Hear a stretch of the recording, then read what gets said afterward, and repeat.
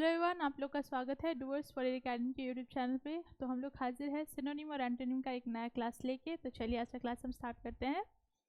तो आज का पहला वर्ड है सिग्निफिकेंट और इसका सिनोनिम है डिस्टिंक्टिव और इम्पॉर्टेंट। डिस्टिंक्टिव मतलब विशेष और इम्पॉर्टेंट मतलब महत्वपूर्ण। जैसे ये डिज़ाइन देखिए, ये एक आर्ट है, तो ये आर्ट बहुत ही विशेष है। यहाँ पे जैसे मतलब कलर्स का और जो शेप्स है बहुत ही मतलब बारीक तरीके से किया गया है ना। तो ये सभी कर सकते हैं क्या? ये विशेष लोग जो विशेष आर्टिस्ट है, पेंट जो करते हैं, पेंटिंग करते हैं, पेंटर जो है वो ही कर सकते हैं। और ये महत्वपूर्ण इंपॉर्टेंट है। तो ये क्या है? डिस्टिंक्टिव या सिग्निफिकेंट, जिसका मतलब विशेष कोई चीज़ है ना। जैसे हम सर्कल बोलेंगे तो जो छोटे से लेके बड़े बच्चे बना सकते हैं, लेकिन ये जो आर्ट है हूबहू सेम आप बना सकते हो। ये जस्ट जो बहुत सालों से तजुर्बे से बना रहे हैं पेंटिंग, वही बना सकते हैं ऐसे डिज़ाइन, ठीक है। और इसका एंटोनिम है इनसिग्निफिकेंट और माइनर। इनसिग्निफिकेंट मतलब तुच्छ और माइनर मतलब गौण। मतलब ये तो बहुत ही विशेष है। और अगर जैसे सर्कल या घर बनाने बोले तो वो बच्चे बच्चे भी बना सकते हैं, तो वो क्या बहुत ही तुच्छ चीज़ है, मतलब बहुत ही छोटी चीज़ जो कि हर कोई बना सकता है। लेकिन ऐसा तो हर कोई नहीं बना सकता है, इसलिए ये क्या है?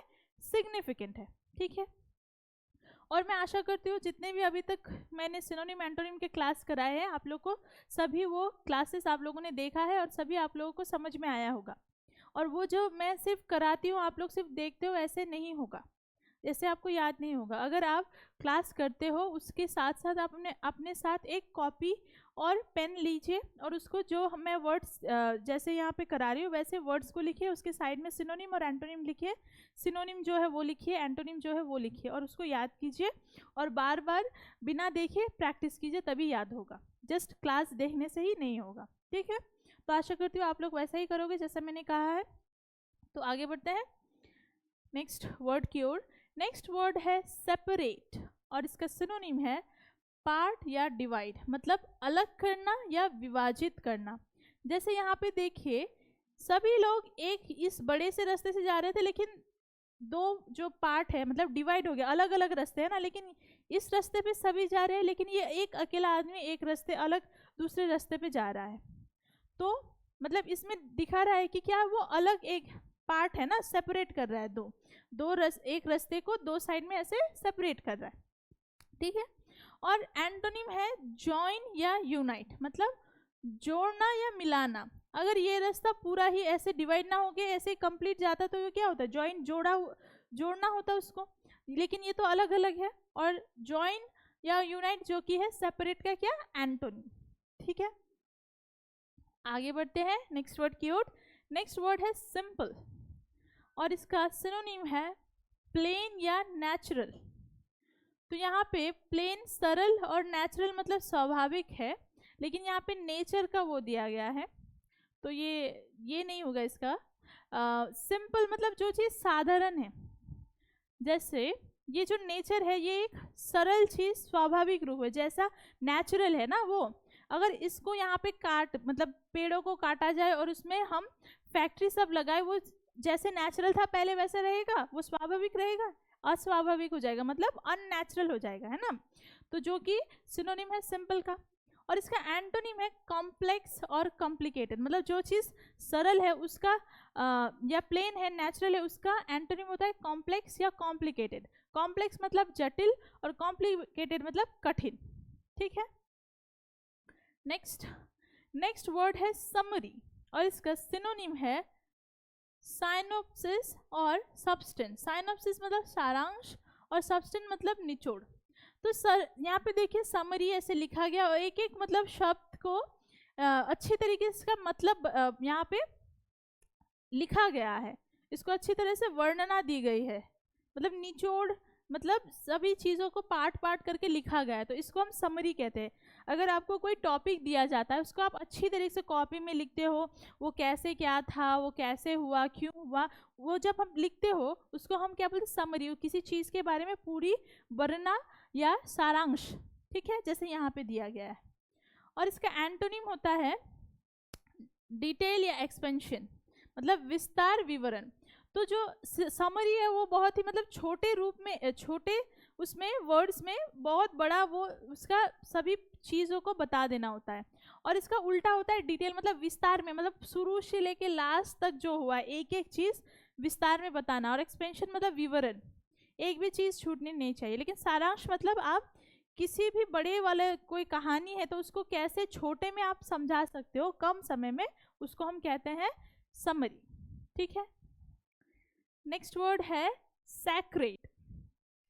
सैक्रेड मतलब सिनोनिम होगा होली या कॉन्सेक्रेटेड। होली मतलब पवित्र या धार्मिक। जैसे यहाँ पे देखिए एक व्यक्ति वो मतलब आराधना, मतलब वो योगा जैसे पोजीशन में है और मतलब मे बी भगवान का वो जाप कर रहा है, तो वो क्या कर रहा है, मतलब भगवान को याद कर रहा है, तो वो क्या है, धार्मिक है, इसलिए भगवान को याद कर रहा है। और पवित्र है, जैसे यहाँ पे दिखा रहे हैं ना, पवित्र लोगों से आप देखिएगा भगवान के चारों ओर से भी ऐसे ही रोशनी निकलती है। क्यों? क्योंकि वो पवित्र है ना। हम जो इंसान है हमारे शरीर से ऐसे रोशनी निकलती है? नहीं निकलती। जो पवित्र लोग हैं, जो एकदम पॉजिटिव चीज़ों से भरे हुए हैं, उनके शरीर से, जैसे भगवान हो गए, कोई धार्मिक वो हो गए, उनके शरीर में मतलब अलग ही चमक होती है और उनके शरीर से एक चमक निकलती है, रोशनी।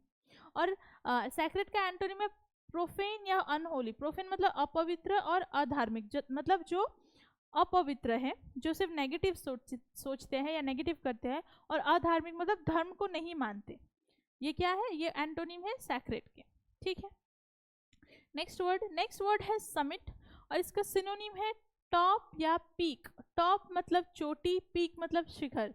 जैसे इस पहाड़ की जो चोटी है वो क्या है, ये मतलब सबसे ऊपर वाला पार्ट, समिट कहते हैं उसको। इसका सिनोनिम है टॉप और पीक। ठीक है, और इसका एंटोनिम हो जाएगा बॉटम या बेस। बॉटम मतलब आधार और बेस मतलब निचला भाग। मतलब पहाड़ का जो पहला, जब आप पहाड़ चढ़ते हो तो नीचे से चढ़ते हो ना, तो जो प्लेन जमीन पे होता है, मतलब जमीन से जुड़ा हुआ, उसको हम क्या बोलते हैं, आधार बोलते हैं या निचला भाग बोलते हैं, बॉटम या बेस।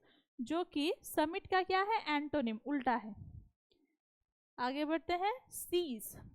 और सीज का सिनोनिम है कैप्चर या अरेस्ट। कैप्चर मतलब यहाँ पे पकड़ना या जब्त करना बोल रहे हैं, मतलब किसी चीज़ को पकड़ लेना या जब्त कर लेना। लेकिन यहाँ पे कैप्चर और एक होता है जो कि मतलब जैसे हम लोग फोटो या पिक्चर कैप्चर करते हैं ना किसी मोमेंट को, तो यहाँ पे वो लिया गया है। लेकिन ये इसका मतलब ये नहीं होता है। सीज मतलब पकड़ लेना, किसी चीज़ को पकड़ लेना। जैसे यहाँ पे इसने ये पकड़ा हुआ है। या अरेस्ट मतलब किसी चीज़ को जब्त कर लेना। जैसे कोई बेआईनी कोई चीज़ चल रही है तो उसको पुलिस क्या करती है, अरेस्ट करती है ना, उसको हम सीज बोलते हैं। ठीक है, और इसका एंटोनिम है रिलीज या फ्री। रिलीज मतलब छोड़ना और फ्री मतलब मुक्त कर लेना। नेक्स्ट वर्ड है स्ट्रगल और इसका सिनोनिम है स्ट्राइव और फाइट। स्ट्राइव मतलब संघर्ष करना और फाइट मतलब लड़ाई करना।